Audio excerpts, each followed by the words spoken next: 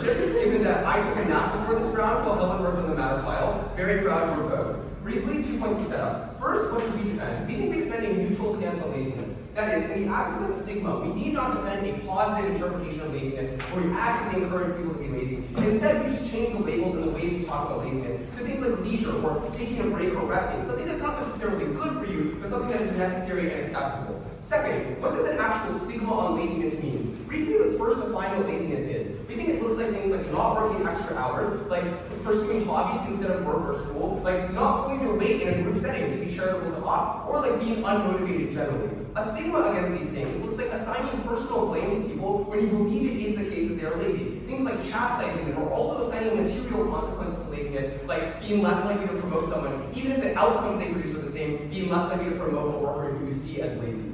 Two arguments then. First, that the stigma is unconvincing to many people and doesn't make them actually work more or become more productive. And second, for the group that it actually does make people more productive, that productivity is actually a bad thing. First, on whether the stigma actually works at convincing people, let's characterize who the stigma is most likely to be applied to in the status quo. When I use the stigma of laziness, it's likely to be the case that I believe somebody is simply just not putting out their best. I see that I believe in my mind that there's a monotonic function between the amount of work someone puts in and the amount of success somebody is gathering. So when I see that the amount of success or the outcomes that someone has achieved are lower, I'm likely to believe that laziness is the culprit, that is, that there are reasons that they're not working hard enough. However, for many people, there are just simply limits that they are up against. They are at capacity and not work harder. 4 types. First, people who suffer from mental or physical disabilities, i.e., if I have depression or long COVID, maybe it just is the case that I cannot put in more hours because my body or brain will not allow me to without causing serious harm to myself. Second, people who face economic responsibilities or responsibilities to their family, which mean that they often can't afford to put more time into the workforce if I need to take care of a younger sibling, for instance. Thirdly, we think it's people for whom hard work has diminishing returns or little returns at all, i.e., women's contributions in the workplace are often systemically disvalued. So even if women themselves are working much harder, it's unclear how those translate into material outcomes, and the likely story that people tell us that these women are lazy, instead of further interrogating the reasons why they might not be moving forward in the workplace. For people for whom the stigma against laziness does not actually make them more productive or does not actually lead to better material outcomes, why is it the case that it constitutes a harm to them? We'll give you 3 reasons. First, because it leads to the breakdown of relationships. Insofar as somebody is the enforcer of the stigma, i.e., somebody societally is conscripted into telling you that you are lazy. I know that there's probably a social norm which leads people to tell others that they are lazy, given that they've been told that they are lazy themselves, and this is passed down through, for instance, teachers, the education system, parents. It leads to a breakdown of relationships and teams. And no, if opposition wants to come up and talk about how our side harms teams because people are freeloaders, look, the most important thing to the functioning of a team itself is whether you believe that you're on the same page and respected by others in the group. So you're more likely to freeload on our side of the house when you think that other people in your group or your friends are directly attacking you. Second, it leads to more comparison to others. Because even if it is the case that you can't work harder or that your hard work will not translate into better outcomes, the stigma of laziness means you're more likely to valorize others and say, their hard work is the reason they got ahead. Elon Musk spending 14 hours in the factory is the reason Tesla is so good, but it could just be the case that he inherited his wealth from a diamond mine in South Africa. Finally, we think it's less likely that you do things like collectivize or form unions, given that there's a narrative that certain groups in society are systemically lazy, i.e. those who have been disadvantaged in the past. The stigma that Black Americans, for instance, are welfare queens who just rely on the state for everything and don't work themselves to get ahead. Note that this narrative, one, means that people societally are less likely to accept, attempts to collectivize by these groups, but secondly, that these groups who internalize the narrative given to them by the dominant power are less likely to start collectivization in the first place and build the social movements that are necessary to make change. Before I move to the second argument, in closing, if you have one. You say that there's a breakdown of stuff like groups of friends or teams, which is the exact environment where people offer each other the understanding of having a long-term disability, of being judged poorly, so on. I think this is just an incredibly charitable characterization of how teams function. I think in most cases where there are accusations of laziness, if I'm a boss who needs some I'm unlikely to extend the kind of understanding and gratitude that you think they are. Our second argument is the case in which you have people who are working harder or who are producing better outcomes. We think it is bad. Note that their burden is not just to prove that hard work in the abstract is good, but rather that the current amount that people work is optimal. We will argue that it is currently more than optimal, because note that people still have plenty of incentives to work hard on our side of the house, i.e. they need to put bread on the table and feed their families. It's whether the stigma of laziness pushes them in the right direction towards optimality. Two reasons why it is the case that it doesn't. First, know where the stigma against laziness comes from, i.e., who is the person who wants you to work harder? We think it's overwhelmingly capitalists, i.e., people who benefit from the marginal product of your labor and who make money when you work harder. That means that this narrative is likely to be coercive, i.e., the big law firm is going to tell you that you can work more hours than you think you should, and look, all these people around you are doing the same thing. So even if it's not the capitalists themselves who are enforcing this narrative, it's socially enforced by other people who have already adopted the capitalist dogma. Second,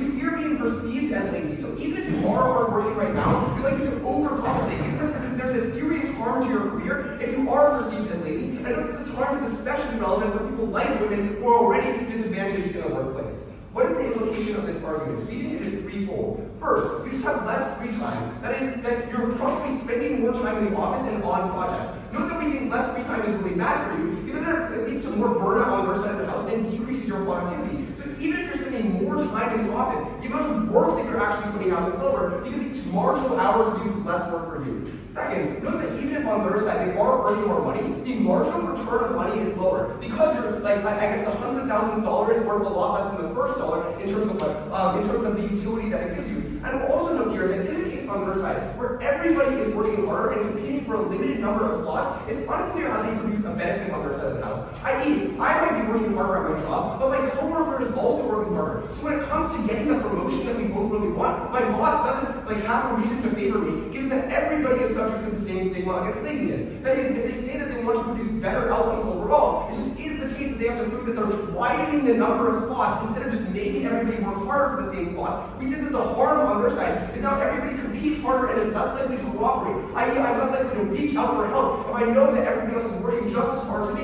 and that their outcomes trade off with mine. Finally, we say that people often regret not taking more leisure in the future. That is, there's a time lag of free time where it only matters to me way down the line if I develop like a painting hobby, so they're more likely to overwork and under leisure in the present. For those reasons, try to propose.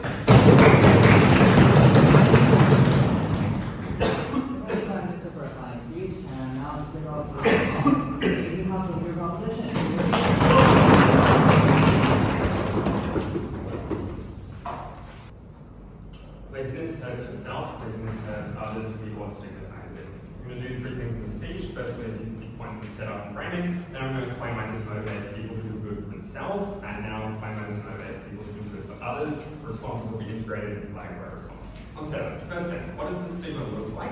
We know that the stigma often is in the form of encouragement. That is to say, you tell people you can do better than this, you are capable of more than this. And the structural reason why this is true is because the stigma most often is disseminated by those who are most proximate to you, people like parents and teachers. And the reason for that is those are the people who have the most ability who can tell whether you're putting in effort as opposed to just the outcome of what you're doing. Because those are the people who have the most capacity to tell you whether it's lazy or not, but also the most incentive to do that. And secondly, just because the second reason why the stigma is often in this form is because that's what works. Like people, when they care about people and tell them things that they want to stop them to stop being lazy, they want to do the thing that helps them to stop being lazy. This is proven to work for them. The second thing we know is obviously sometimes worse forms of the stigma do exist. Like sometimes it is harsh, sometimes it is from corporations and stuff. But we would explain that this response is usually to the most obvious and harmful forms of laziness, which we are going to explain are the most damaging to other people. The final thing we want to deal with here is the claim from opening governments like, well, this stigma is leveraged against people like women, but not against people like Elon Musk. Two problems with this. Firstly,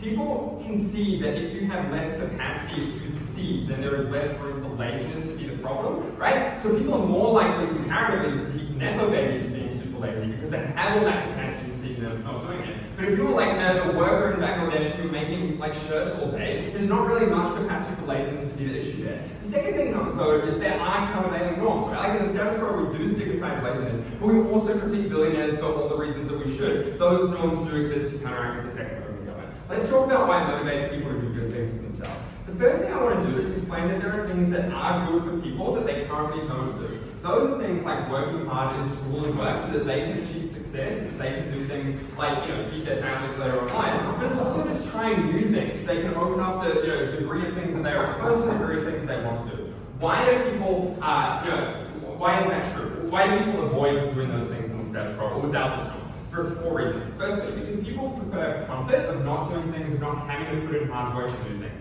Secondly, because people have inertia. If they haven't currently been doing something, they have less of an ability to do it if it's a change. Thirdly, because people are often convinced to be unambitious by their circumstances, particularly minority communities are often told, you don't have any right, and this is not how it's correct for that. But fourthly, we just explained that people are particularly scared, and this is something that helps them overcome it. So, next thing I would group then is why this stigma encourages people to do things that aren't good for them. The first thing is that people preemptively change their actions because they don't want to be stigmatized. That is, all norms that stigmatize something have some effect on people's ability to do things. People are likely to respond to that preemptively and after. Second thing we notice, people are often given encouragement and specific instructions about what things that they can do, given the sorts of actors that we're telling you are likely to be propagating this norm. But thirdly, because this norm is widespread, it shows people, it allows for role models to be shown to people, because they can see other people that are doing these things because they're less lazy, which means that they can see that as well. But even in the worst case of this norm, where it is super coercive, it is super bad, that is just more motivating, right? That just means people are more likely to do stuff. What are the impacts of these? Why do they flip the material you get from open government? The first thing is, we say people are happier, and they say people are sometimes happier if they have free time to pursue their hobbies.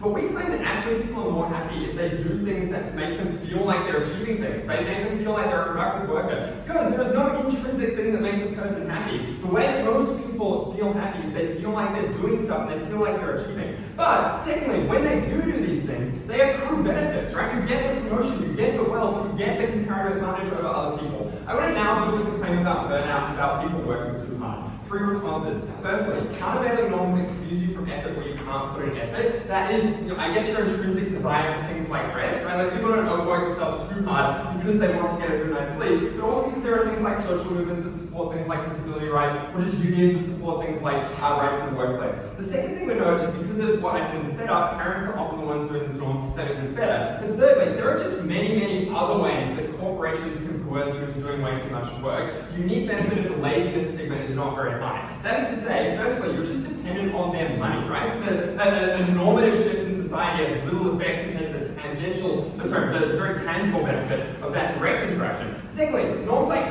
competition with your co-workers obviously still exist on their side of the house. You still want to do that to do better. What is the other impact beyond happiness here? It is just simply that you do more work, you produce more things, and the economy grows. That's particularly important in the developing world, but it's important across the world, right? Where people now get to benefit from the labor of others. There's made them goods and services that they can take the benefit on. And I would note it is absolutely not true that there is a limited number of jobs or a limited number of pool of resources that you have access to. Because if everyone's working harder, everyone's creating more stuff that everyone can have access to. So when you do get time off, you can enjoy better things in that time off. You flip the benefits from open government. Let's talk about why it motivates people to do good for others, but I'll take one.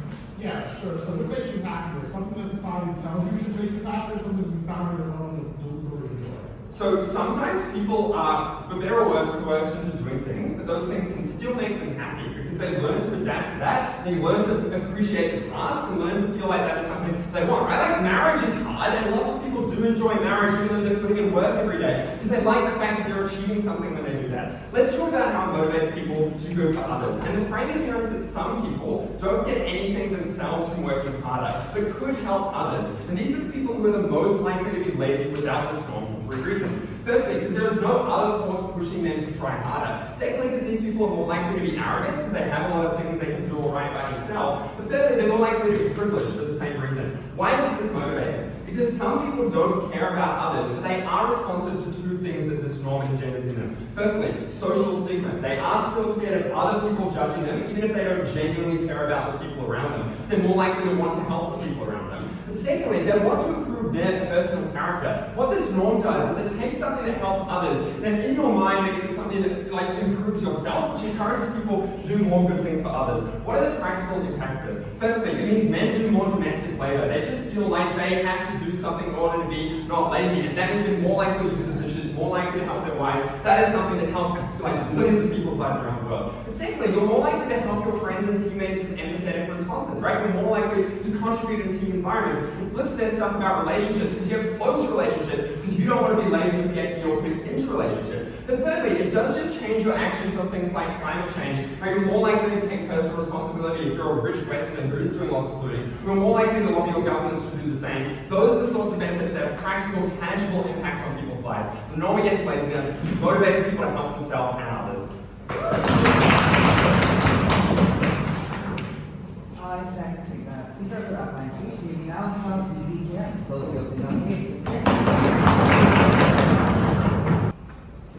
Opening opposition seems very keen on talking about a motion that is not the motion for this round. So in this speech, I'm going to do three things. First, I'm going to clarify and respond to their framing. Secondarily, I'm going to talk about the kinds of people that this motion most likely impacts and why it is worse for the individual. And third, I'm going to extend on labor collectivization. First, on the frame. They seem to be debating this motion. This House would encourage hard work. This is not what we are debating. Why is a stigma not something that encourages you and not something that tells you to do charity work for other people? A few responses here. First, stigmas are something that are very, very bad and they're internalized and they're something that people talk about behind your back. If there's a stigma against being perceived in some way, obviously you would not confront someone and call them lazy. You would not say, you are very bad because there was a stigma against this. We don't talk about it. We push it under the rug. This is very obvious. Secondarily, they don't prove that the kinds of people who are calling you lazy are the ones you interact with on an everyday basis. We say that these narratives disproportionately flow from the top down. So when billionaires see poor people in other developing countries as lazy, or when men see stay-at-home women as lazy, they don't prove why this is for friends and family who obviously don't think you're lazy in the first place because they interact with you on an everyday basis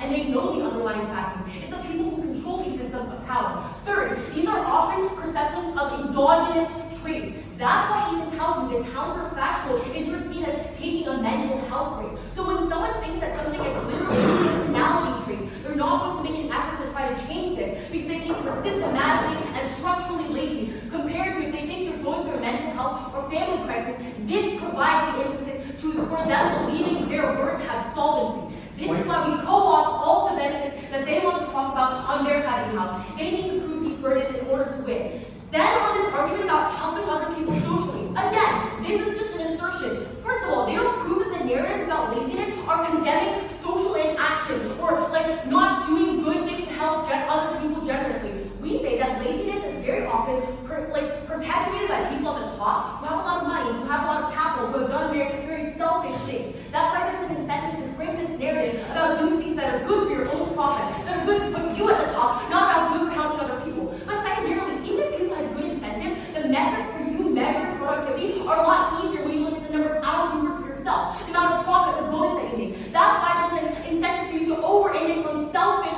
reasons that you are not lazy, rather than generous reasons to not be lazy. And thirdly, this interaction argument means that you're not going to help someone you perceive as being lazy. This is their missing link, right? So why would that man help that woman when they literally see their stay-at-home wife as someone lazy who's not working as hard as they do? Again, we co-opt all their benefits because they run this crazy frame that literally does not make sense with the way society is structured in the status quo. Second thing that I want to do then is talk about who this applies to, right? Because what we tell you is that laziness is how you are perceived, not what you actually do. So I could be working 50 hours and perceive myself as lazy, and I could be working just as hard as a man, but still be called lazy in the status quo. What does that mean? First, there might be people who are actually lazy, but perceptually perceived as not lazy. And these are disproportionately people who already have power. People who have, number one, privilege. People, number two, who outspeak other people. And maybe in a group project, they can claim that they did a lot of the work when they actually haven't. Number three, it looks like people who are victims of nepotism. Maybe they have good relationships with their boss. The way here is you get very little solvency for these kinds of people structurally changing their behavior because on both sides of the house, they will always be perceived as productive. Second group of people then, people who are systematically trapped as being viewed as lazy. And Ethan already told you, these look like minorities who disproportionately have their actions undercredited due to structural factors in the status quo. Given that you cannot change these structural factors, you cannot change the fact that these people are disproportionately being seen as lazy. So even from their side of the house, you let some lazy people who are privileged go under the rug. We say that it's probably better to help these people not be perceived as badly. But what is the way here? They say, oh, people in bad communities can access good resources like education because they're motivated to work harder. Few responses on why this directly links in. Number one, the fact that people in power see these people as lazy are the reason why resources do not exist in these communities. So when I'm giving out scholarships, when I'm giving out college acceptances, when I'm figuring out where I should put these resources that help people not be lazy, it's not going to be in the communities they want to talk about. But secondarily, when people tell me that I'm systematically lazy, when I know that society views me as lazy, there's an incentive for me to fall into these implicit biases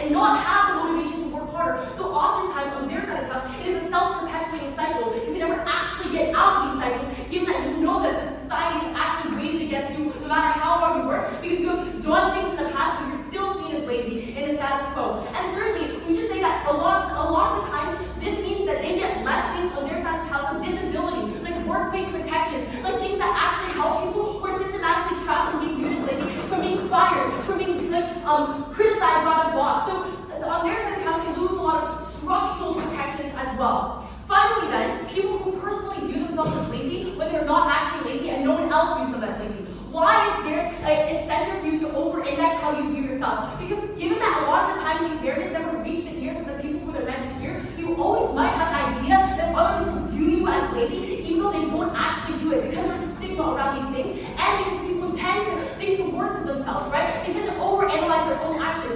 This means on their side of the house, even if it's the case that you might have access to more hobbies, you never get the ability to enjoy these hobbies. Ethan tells me that on most of the house, most people are going to work a 40-hour work week, right? But the meaningful margin in this debate is in those weekends that I have off, do I feel really bad about myself? Do I feel like I'm never doing enough? Do I do things like try to put in extra time or try to find productive hobbies so I'm not lazy and not actually enjoy myself? Because on their side, the things you do, the things you work for money are never going to be the kind of hobbies that you actually enjoy.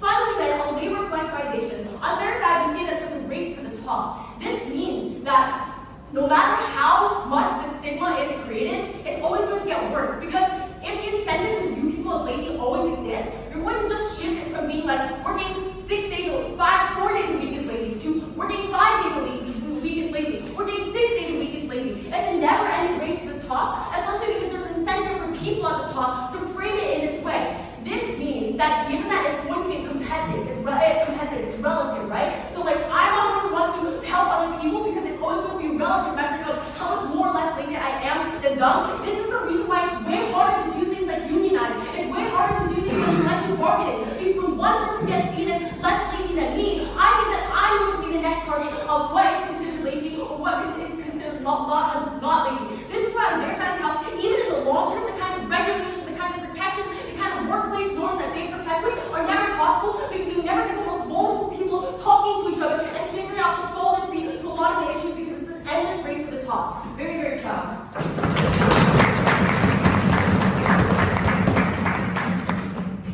Thank you for that fine speech. Maybe now I'm feel those both are. I'll have to take you here.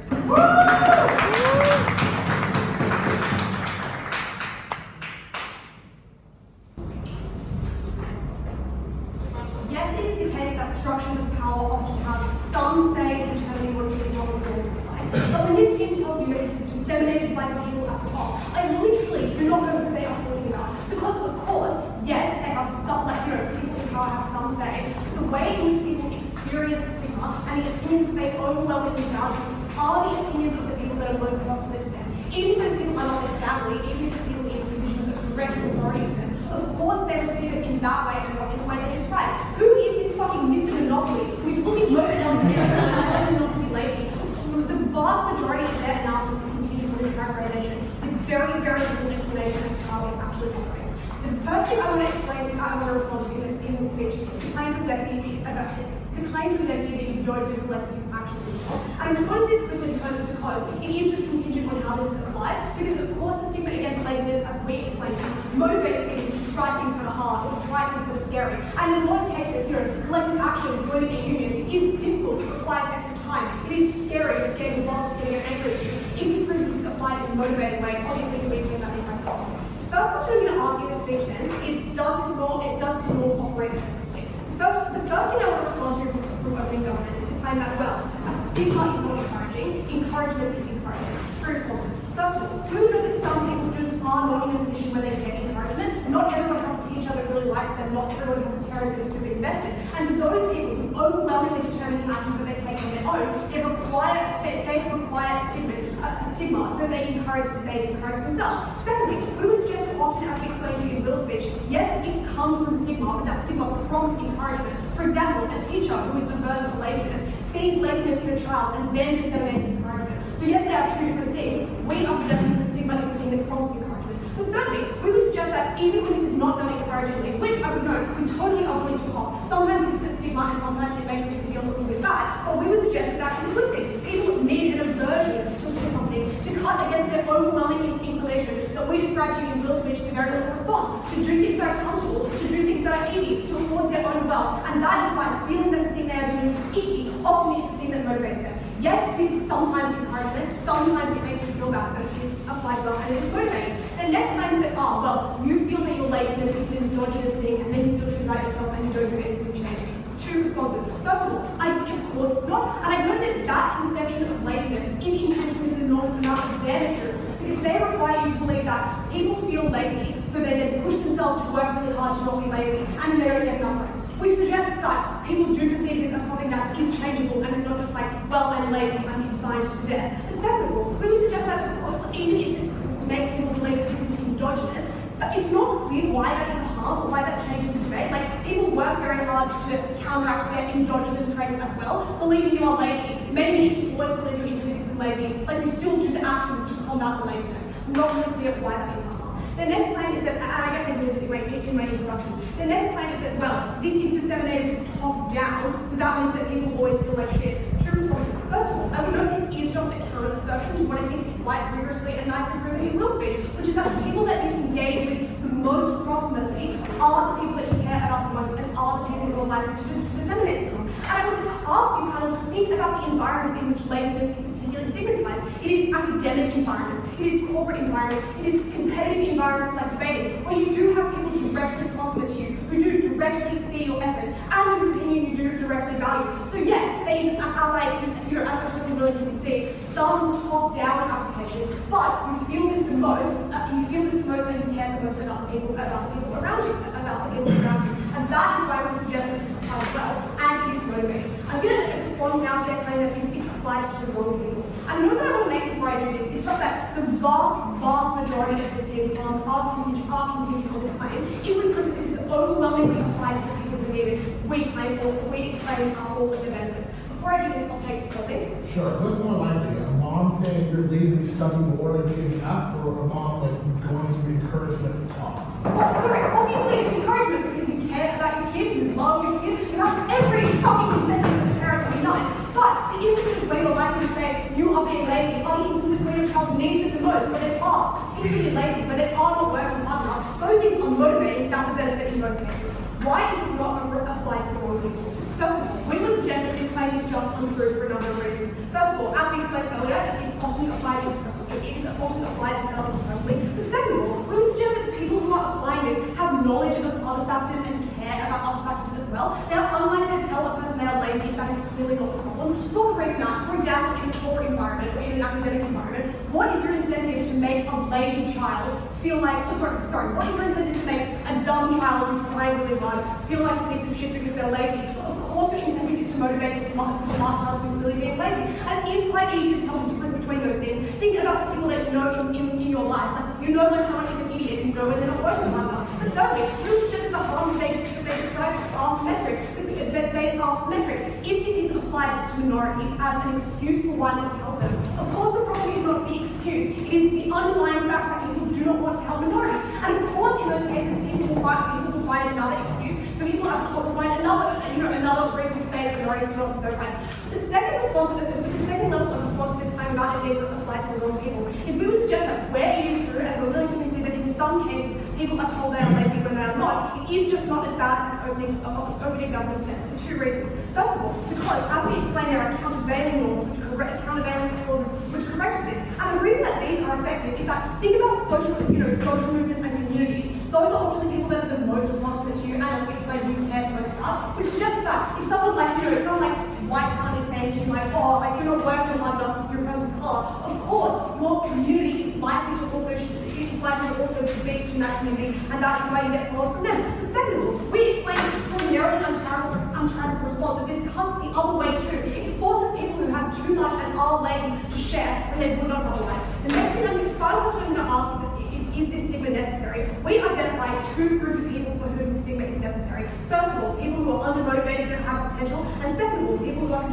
complacent but have resources. And their claim as well, you over-index how lazy you are and you burn out. First of all, I would note, this is good. We proved to you in Will's speech to literally no response why your natural inclination is to be lazy and why this countervailing reversion is necessary. And given that, we would suggest that people over-indexing is good, because naturally if they under-index, they need to reach equilibrium. And second of all, we would suggest that the harms of burnout just are not as bad as the harms we described. The harms of never trying, the harms of never doing things that would be good for you, the harms of never applying yourself and never giving yourself time.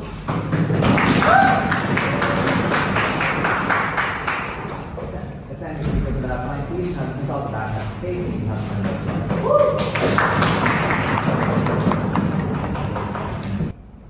Two exhibitions flipping OO and one away MCG.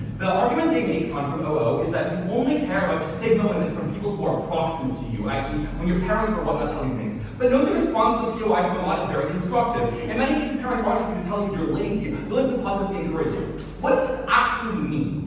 I think that as for OG's mechanisms, there are times when parents will misunderstand their kids as being lazy, when in fact the problem is something else. Like you might be they're dyslexic, or they have ADHD, or all manner of problems that impede them from succeeding in school. But they are likely to lean on the laziness excuse and call the children lazy many times. Why is that true? Because often parents have difficult disconnects that prevent them from understanding or sensing what their child is going through, and thus calling them lazy instead of doing deeper self-interrogation to understand what the actual cause is. What does this do to OO's arguments? OO's arguments hinge on a missing premise. Why is it necessary for the ones who are close to you to use the stigma of laziness to encourage you? There are many other things that can be done to get people who are close to you to actually act in positive ways. That you do things like see guidance counselors, or ask about how they're doing in school in everyday cases, or monitor them more closely, or give them rewards for active hard work, which notice is not what stigma actually is. But when you have the excuse of laziness to simply brand your child lazy and dismiss away all of their problems, it is far less likely that systematic improvement actually happens. This flips the OO case immediately, because now it becomes the case that shows that if it is true that social stigma from your parents is the most important, they're the only ones who get the bad form of stigma, we still get improvement. There is legitimately not a word of OO that proves why it is necessary for parents to be bad kinds of analysis rather than good one. The only thing that comes to that level is people want to avoid bad things. Sure, but OG makes a pretty valid counter-argument that sometimes people react to being branded negatively, also negatively. There is legitimately no actual resolution of this class. Some people react positively, some people react negatively. More comprehensive mechanism on this question is how parents actually address this in the first place. That's why we made on that flip. Second flip is on different career choices. Certain types of careers likely to be called lazy for three reasons. A is that capitalism and money is a lot of what dictates the laziness narrative, as OG said, and certain kinds of jobs that are more productive for capitalist economy are likely to be deemed as less lazy. Secondly, there's inbuilt notions of what work means that are built over centuries, that for some time it was working in a factory, those kind of work. Now it's like big law and corporations and finance, which are all monopolized, but it's discussed as not being lazy, it's discussed as real substantive work. C is a lot of glamorization of the kinds of careers, e.g. suits for like big law, or the kinds of narratives that glamorize a hard-working life. We agree with OO's claim. People do preemptively shift their actions depending on the stigma. The issue is they change the kind of work they do towards worse work and work that is less fulfilling to them rather than what is more fulfilling. The only OO claim that can answer this is like these four, frankly, so blatant mechanisms why people won't work. With like comfort, inertia, convinced that people are scared. I legitimately have nothing else tracked. I think this is fairly silly. One is being by OG. OG tells you that you have intended to work because you want to be comfortable. If you want comfort, you don't make any money. How are you ever going to actually be comfortable? Secondly, as OO has also beats this, because OO makes it claim later, you can find value in what you do and value in work. And this is socializing people from a very young age. So this is very important to like not work to get any of this comfort. At that point, people still do careers, they just do worse career choices on their side. The response will be that, people will pick for different careers anyway. There's three problems with this argument. One, without stigma towards laziness, I think that the kinds of jobs that are really branded as lazy are likely to be monetarily rewarded or incentivized by society itself. Secondly, that sometimes it's not actually a lucrative career you're forced towards. Working in the factories in the 1800s was not lucrative, but it was the only way to get around being called a lazy farmer, for example, and it might be worse for you on an actual level. Thirdly, is that some people make non-monetary decisions. Like suggest people just only often things because of money. It's probably wrong in this room, what all of us are doing here in this room. We can do all manner of other things that actually make us money, which then suggests there's an active incentive for people to drive away from jobs that actually fulfill them. Why does this matter? Three reasons. One, it flips OO immediately because people find more joy in work that is meaningful. The argument they make is, you'll find joy in your work. Not actually work is doing corporate workers for 20 hours a week when you want to be an artist. I don't think this argument is actually meaningful. We get more substantive work on this question. Secondly, it outweighs OG because OG is correct. The ones who are at a corporation, they're probably some other way smoother than you. Become clear that you're actually getting into that corporation in the first place. You pick jobs that are better for you. Thirdly, you actually just get more motivation. This might seem like a throwaway, but it's pretty important. People who do things like do startups or separate away from society in these kind of ways get branded as lazy all the time and incentivized for doing so. There's more likely that these kind of choices are seen as valid and thus drive forward society as compared to the OO claim. This probably has a very significant impact on the margin is relatively small. I'll take a point from over. Yeah, market forces and intrinsic design direct people to well-paying and stressful careers on either side. The difference is on our side, everyone in whatever career they are more productive is producing. Yeah, so I just answered that in three different ways. Okay, the third extension is on weaponization. OG is correct that weaponization exists. OO points out a relative missing burden in OG, which is like, why is it actually important? The argument from O is like, who really talking about monopoly? Man, no, like Ronald Reagan and Bill Clinton, right? Like they're actually our presidents and the important corporations that do say these things. And even if you don't trust them more than your family, you get bombarded with them by the airwaves 24/7. These things get ingrained into you narratively over time, even if the immediate exposure to them isn't actually necessary. But even beyond that, they're all another relative purpose response, which is like, okay, corporations do other things. This is true, but it's insufficient for a couple of reasons. One, suggesting that corporations and governments have infinite persuasive power is a quick debate land argument. It's a very bad real-world argument. People do organize corporations all the time. People do say that actually black people do deserve rights. And as they say, kind of really norms do exist. But why do these norms exist? Because we overcome these stigmas. And I'll give you 3 structural reasons why the work stigma that they place is the most powerful political motivator, is the most harmful to these groups. Firstly, work is the only equalizer, i.e. everyone is seen as being able to work hard, whereas other things like social class, etc., differ among groups. This is the politicians are uniquely likely to be able to campaign on this more powerfully. Secondly, it's seen as an actual to what we are as people, and we spend most of our time working, it's how we provide for our families, is thus seen as valuable. Thirdly, it's the only way to capture the working poor. Politicians actually just cannot say fuck poor people all the time. They do need to appeal to the working poor. But they do this by saying, you, white working person, are poor, but you, black person, are lazy. See, that's the difference. That's how the narrative specifically is powerful as compared to any counter narrative. And I will note, O doesn't give you a single counter narrative. It doesn't actually make the arguments to get the credit for it. So why does it specifically matter? Why it actually allows us to actualize the benefits of OG? Because if OG doesn't prove the counter narrative is comparatively less powerful, they don't get the political marginalization arguments. We uniquely do, and we unlock the benefits. Secondly, the real-world examples are actually true. Like work requirements on welfare are specifically born out of the stigma against laziness, independent of what other countries who might exist, and actually do lock millions of people out of receiving the aid that actually matters to their families. The other thing is how you motivate minorities to like do better. They say probably relevantly that you get stuck in the spirals of no ambition, which is actually what their third mechanism actually is. It's very unclear you motivate that change. What benefits you get is unique from the work stigma. That's what we prove. That's what the extension, which also is.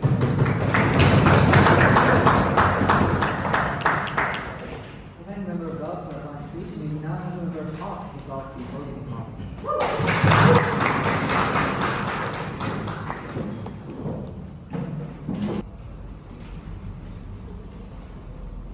I think the problem with this debate so far, and the reason the panel why some of you might be confused, is an inability by any other team in this debate to explain to you what is happening in the counterfactual, what other norms exist, and therefore what is specific about a stigma.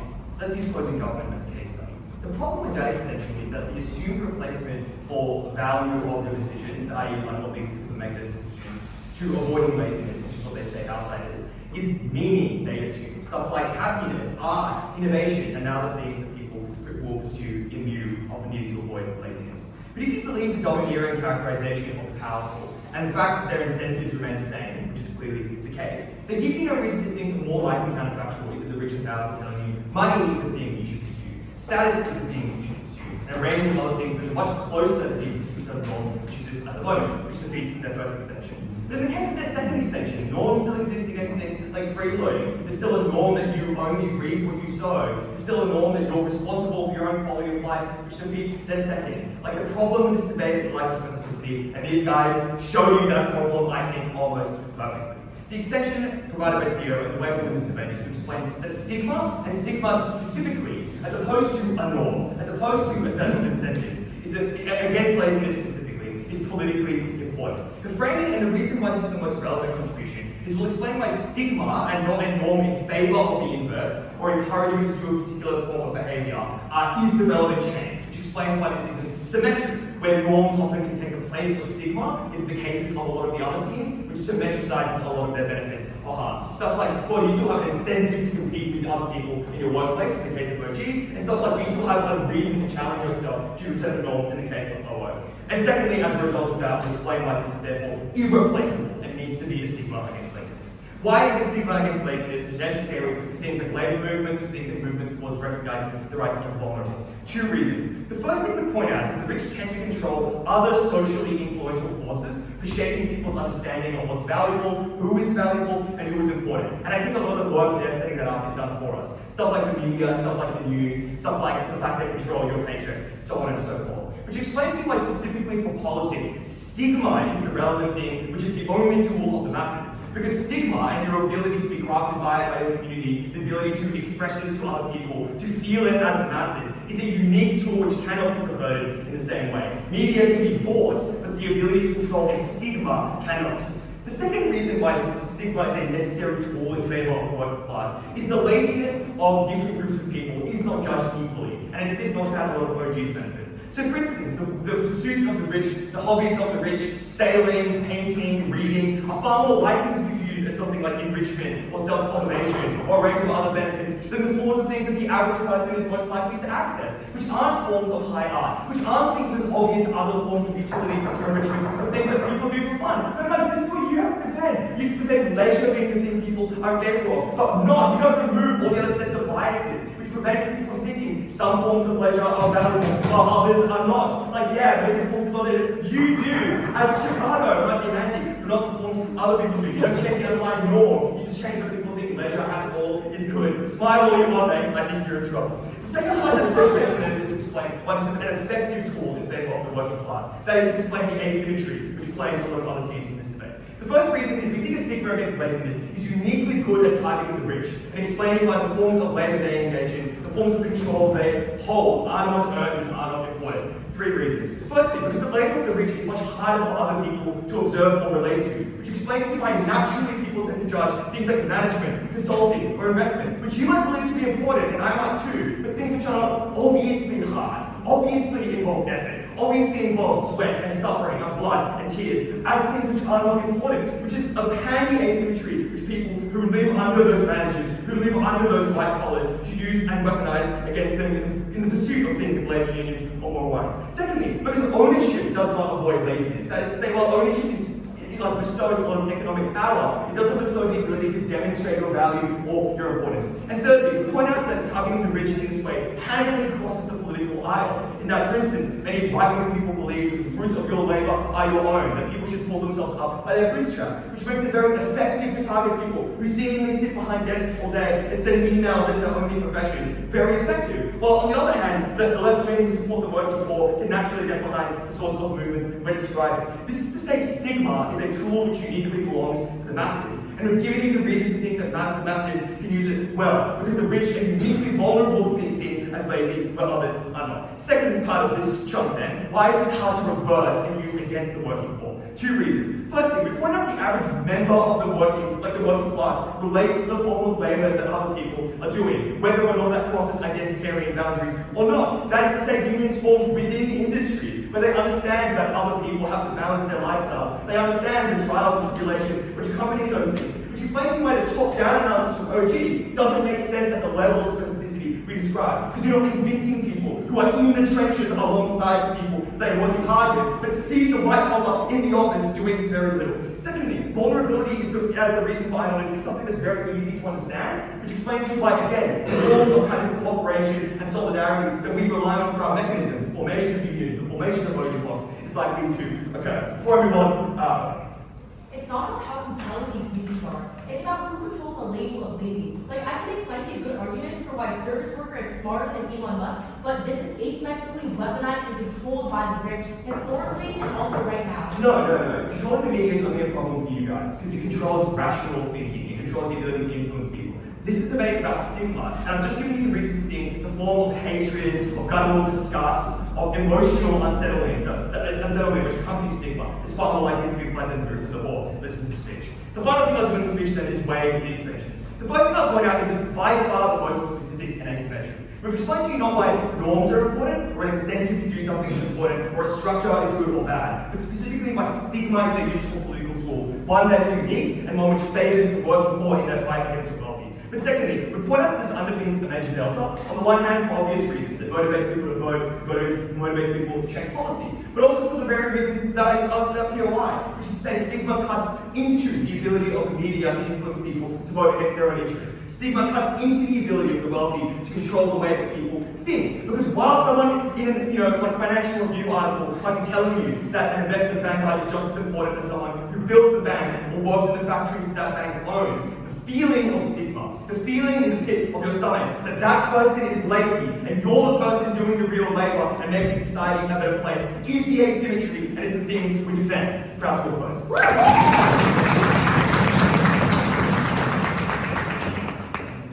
Thanks to that line, you can have any speakers on the case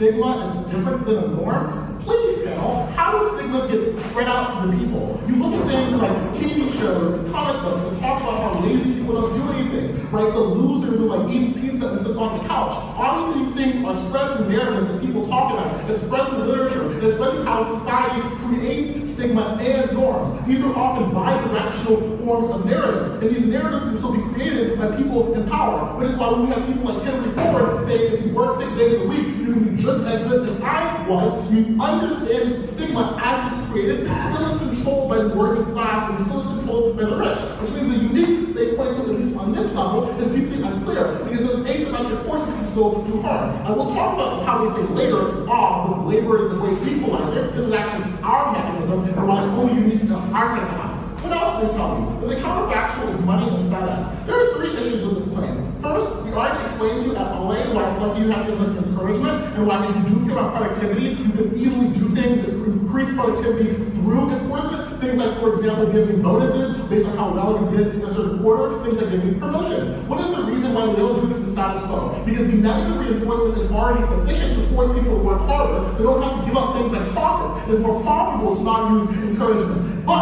on our side of the house, that no longer becomes a choice. We're more likely to do better forms of encouragement because it's the only way out. But the other way out, i.e. money and status, obviously does not work for people who can easily ignore these things. That is, if I am happy as a painter, I don't care if it has lower social status because the happiness that I derive is independent of that norm. That is, there's a question of what creates that happiness. Because on their side, there's always an overriding stigma that makes you feel bad, makes you feel empty, makes you feel useless. And other people, not just your friends and family, look down on you and talk about you because of that. That's what creates the pressure to do more. When you constantly get asked by your grandmother every Thanksgiving why you aren't in a real job because you have a non-standard career, that makes you feel particularly sad. But if it's a question of who has status or money, that money is only good insofar as you can use it to buy things that make you happy. Obviously, you can more easily comparatively opt out of those systems. The last question is that of the working poor. We tell you at Ale that it's really hard for you to talk about money and status because you lose people who systemically can't have money, the construction workers that you need, the blue-collar workers that you need for a vote, which means that the counterfactual they talk about is likely either easily A, ignorable, or B, unpersuasive. Then they talk about how movements will do this and how it's easier for movements to move forward. But we explain to you explicitly, clearly, at the levelization level, why movements are far worse off.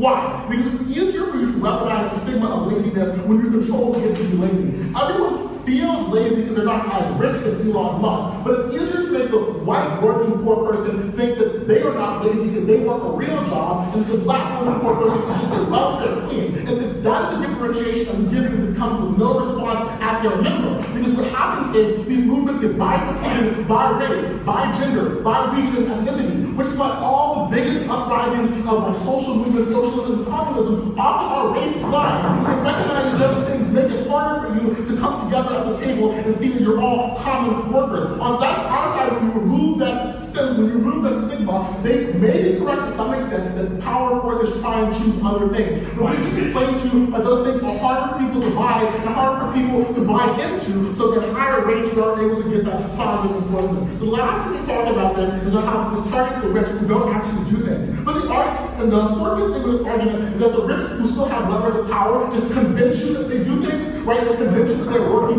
beyond the pale. They convince you that they are actually doing important things. And when they talk about things like managers that do nothing, or the landlords who just control the land and have no ownership, even on our side, we can still do those forms of critique, right? We can critique why those people have status. We can critique why people deserve money. It's unclear what the uniqueness is here, and to an extent it is unique, it's our material. Let's move on to opening. Before I continue, defend your case. Norm targets everyone to at least some extent. When a privileged group member, boss, or husband does no work out of laziness, only a stigma against that laziness can motivate them from inside. Oh, great. Yeah, getting on to their case. They give you a couple of questions. First on who tells you this norm. And they explain to you here the norm they defend is one which the vast majority of the time is a norm of encouragement because people care about you. But all it makes a very relevant question here, which is why is the case that people will correctly identify and encourage you in good ways? It is far more likely counterfactually that what ends up happening is you misunderstand encouragement and give an over umbrella of laziness, that it is all laziness.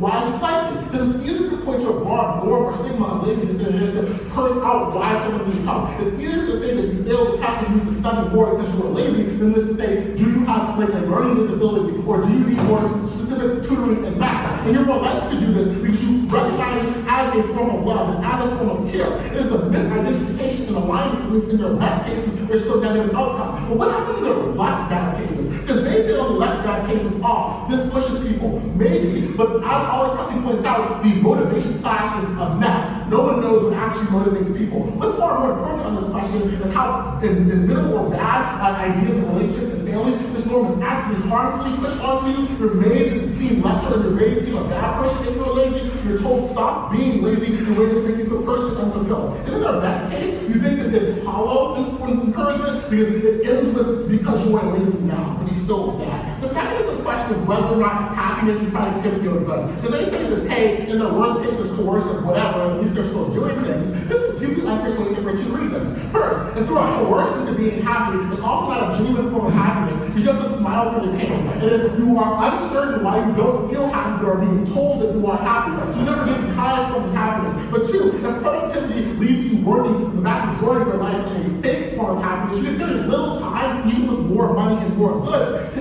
exercise your happiness. I would much rather have a 4-day work week with 3 days of partying than a 6-day work week with 1 day of partying, but like on a golden yacht instead of a regular one. Also, we explained to you when you can do things like differentiate in careers, maybe it is the case that there's some symmetrization here because there are other forces. On the margin, it's still better for those people because even if it's in a career, it's a thing like a hobby, and you are not actually able to engage in. The last thing to tell you out of this is, but you can help others. No, this help manifests in bad ways, pernicious ways, things like health gurus and like forex traders. Like it doesn't manifest in ways that actually make you feel better. And if you do things like greenwashing, how does this weigh us over helping? Well, it's pretty clear because they do talk about things like making people feel better and do talk about things like who the stigma is applied to. They don't ever actually recognize the question of uniqueness that closing opposition correctly points out. We fill in those analytical gaps by showing you why they're weaponized and showing you why it's so important not to be actually really happy and proud.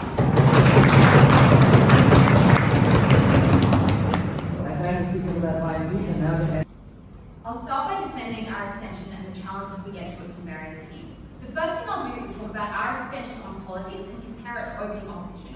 Opening opposition says lazy people now have reason to share. Privileged people are responsive to this norm because they want to avoid stigma. And that's true, but suffers from asymmetry and lack of specificity problem. Because why is it true that men care more about this particular norm as it comes out in their speech than they do about the benefits of taking advantage of their wife's childcare? And that problem is just one symptom of their claims being totally unspecific as well as brief. They just throw out, well, maybe blues are affected, maybe men are affected. Why is that the case? We explain uniquely at closing opposition that a stigma against laziness is both necessary and irreplaceable, that it is indeed more powerful than the desire for convenience, which for instance opening government might talk about, in general for the groups they describe, but also specifically for labour movements, which is the most important part of this debate, which is where the norm applies most strongly, or the stigma rather, and we explain that a stigma rather than a norm is necessary to get those benefits in general and more importantly specific for labour movements as such. What do we hear in response to this from opening and closing government? The first claim they get is, well, the rich control the media, they're going to control this norm. But I want to know how little analysis is done to explain why this is a particular stigma that is in the hands of the rich. And we explain that unlike most other ways that society is set up, this uniquely favours the poor. We would know that you often relate, the average person relates to the forms of labour that they share with other people. That unions, for instance, form within industries where people understand each other and recognise the labour that other people like them do as valuable. Unlike the labour of CEOs far away, that is less visible, more importantly, is less relatable to these individuals. Which is why that this stigma, even if you believe the rich have some part in shaping it, the delta is far, far higher for this than any of the other norms that would counterfactually, and indeed do counterfactually exist. Things like a desire for prestige or accomplishment or intelligence and so on. We explain this is far easier for the poor. And although there is literally no direct analysis to any of Daniel's extremely detailed mechanization in his speech about what this norm looks like, about why it is uniquely favorable to the poor, unlike other forms, unlike other narratives, and importantly, why stigma is necessary to get those benefits. And I know that closing government's rebuttal does a lot of work for us. They say alternatively, you just encourage people through money and promotions. That explains that the counterfactual is far worse. It is harder to get money and promotions than it is to simply turn up to your job every day and work hard. And that explains why the counterfactual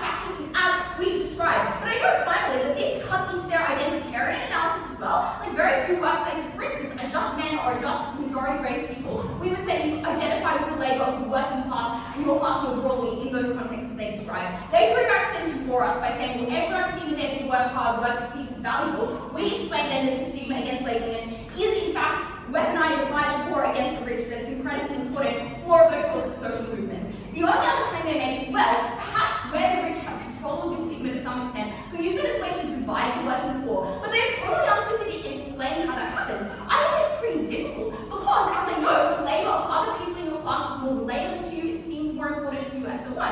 And closing government is fighting an uphill battle because they have to contend with forces like racism, for instance, which would divide people regardless, versus closing opposition, who says people with reason to stick together get the capacity to do so by the stigma, which is the motivating force of many labor movements that have literally changed the world and have caused unions to ignite in industries that were not previously unionized. And I would know the narrative that they support is much harder because it's false. The narrative that we support, the stigma we support, is true, it should be weaponized against the rich, and that means it's harder to combat against. So, this is our extension. It doesn't get challenged sufficiently by any other team. Let's weigh it and impact it in the debate. The first thing it does is it flips opening government's biggest impacts by explaining why this is necessary indeed to get the sort of political change they want. To which I would note, opening opposition just responds by invoking their analysis about the application of the norm. They're like, it's not given to you by your boss, but by your mum. Sure, we say it doesn't matter the instances where it is used, even if your boss is being mean to you on an interpersonal level, which is very unlikely, it's still far less important than the fact that this empowers labor movements.